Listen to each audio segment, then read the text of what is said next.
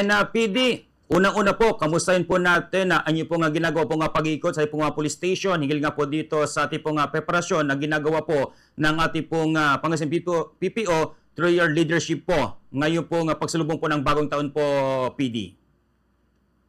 Opo, may ngayong Kapaskuhan at saka New Year's na celebration, may implementation plan po tayo. Ito po yung tinatawag na Implan Ligtas Paskuhan 2025 wherein doon po well-defined po ang bawat trabaho ng ating kapulisan mula sa command group, sa provincial staff at saka mga chief of police natin. Yes. And kamusta naman po ang ating pong readiness po dyan, sir? At sa ating pong ginawang pag-inspeksyon, ito po ay talagang nasa standard po na ginagawa po natin pong mga kapulisan po, sir.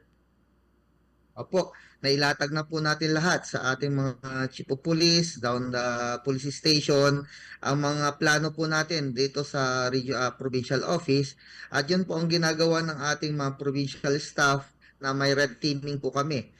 Pumupunta po kami sa mga police station upang titignan ang kahandaan po ng ating mga kapulisan at pinapalahalahanan din ang ating mga kapulisan kung ano yung mga direktiba na nanggagaling po sa provincial office, regional office at saka national office. Opo. And sa ngayon po, PD, kamustahin po namin, lalo na po at ito nga pong Kapaskuhan, ito pong pagsalubong ng bagong taon meron po ba tayong ipapatupad po na one strike policy sa ating pong mga chief of police just in case po na magkaroon po ng indiscriminate firing na siya naman po ay talagang maigting po natin na binibigyang diin po dito po sa pong probinsya ng Pangasinan na of course not only lalo sa mga gun owners at may mga ilan pong mga nagmamay-ari po ng baril po, PD.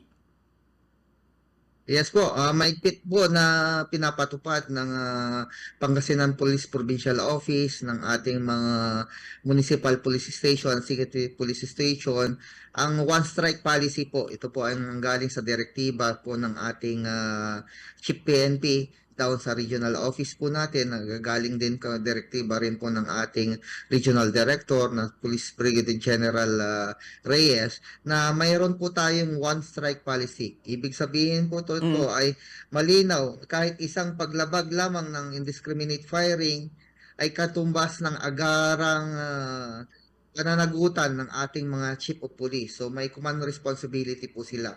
Yun po yung iniikot po ng ating mga red team na pinapalalahanan po ang ating chief of police dito sa one strike policy.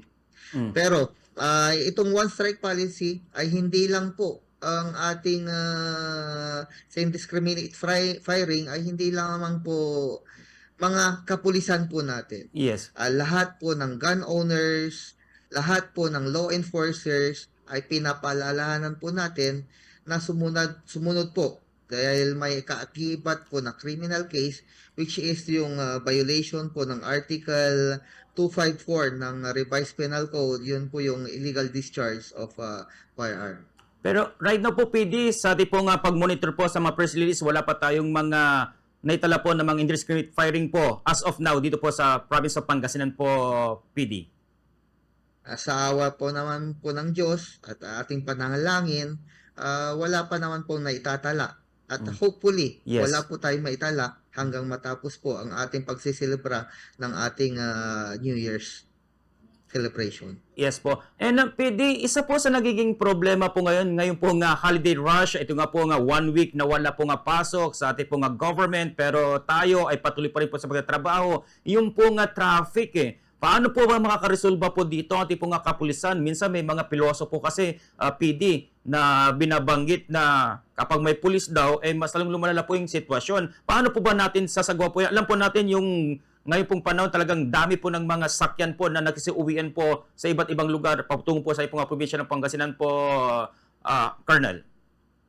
Yes po, nakikipag-ugnayan po tayo sa lahat mo ng mga barangay officials natin, municipal officials natin, at nakikipagtulungan naman po sila sa pamanatili ng kaayusan ng kanilang mga mga area of responsibility, lalong-lalo na dito sa ating mga roads wherein marami pong dumagsa sa atin ngayon na mga turista galing Mm. iba-ibang probinsya, which pinagtutulungan po ng ating mga local government officials at pulis po sa mga ganitong sitwasyon po.